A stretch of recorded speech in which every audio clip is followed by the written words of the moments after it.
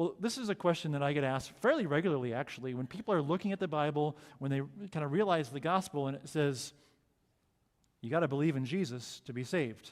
And they read all these stories from the Old Testament, and they think, they didn't know Jesus. Are they saved? What about Moses and Abraham and David and all of the Old Testament? They didn't know Jesus. So what happens to them? That's a good question. The Bible actually talks about this. So Jesus isn't talking about John's salvation, just his position, like where he falls in the timeline.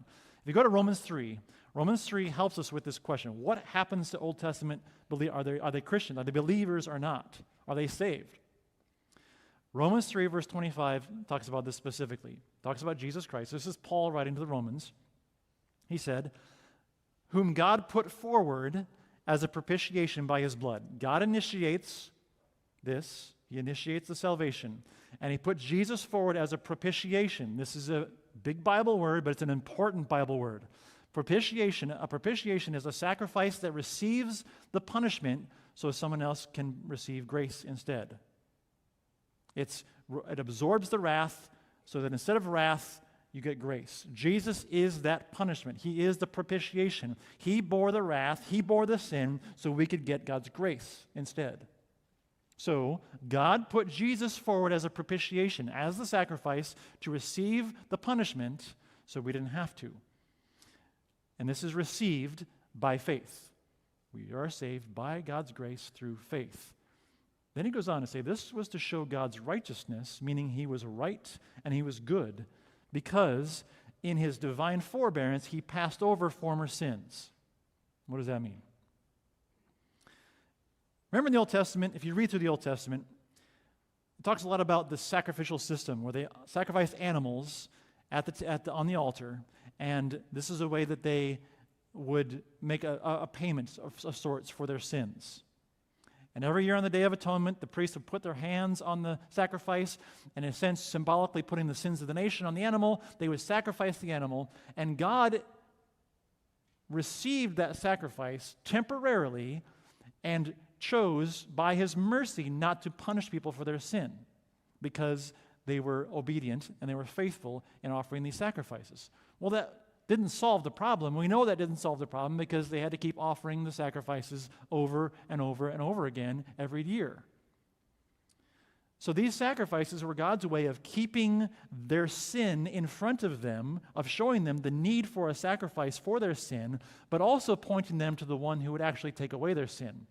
So, when it says in God's forbearance, he passed over former sins, he chose not to punish the sinners in the Old Testament until his punishment could be poured out on Jesus on the cross. He was the final sacrifice, the propitiation that received the wrath and punishment of God. So, every person who believed in the Old Testament, who believed and trusted in God, they're still saved by Jesus, just like everyone that comes after Jesus. Everyone looks to Jesus for salvation, whether it's before him or after him. It was a matter of God in his forbearance choosing to not punish them until he could put his wrath upon Jesus. Now, you might be thinking, if you're thinking about the Bible timeline, well, that covers Moses, because Moses gave the law, and that was the whole sacrificial system. What about before Moses? There were people, important people before Moses, like, I don't know, Abraham. Well, that's where Romans 4 comes in. If you keep reading through Romans 4, Paul says Abraham believed God. He had faith in God, and it was credited to him as righteousness. So and Paul makes a big point here about Abraham was saved by God, not because he made sacrifices, but because he had faith. And that's the faith in God and that God would come and give them salvation was what was credited to Abraham. So even before the law, people were still saved by faith in a God who would forgive their sins because of Jesus, who would be the sacrifice. So that's the blessing. That's the reality of being in the kingdom now, is that we can look back and see fully how Jesus manifested himself and gave himself as a sacrifice, rose again, and sent the Holy Spirit.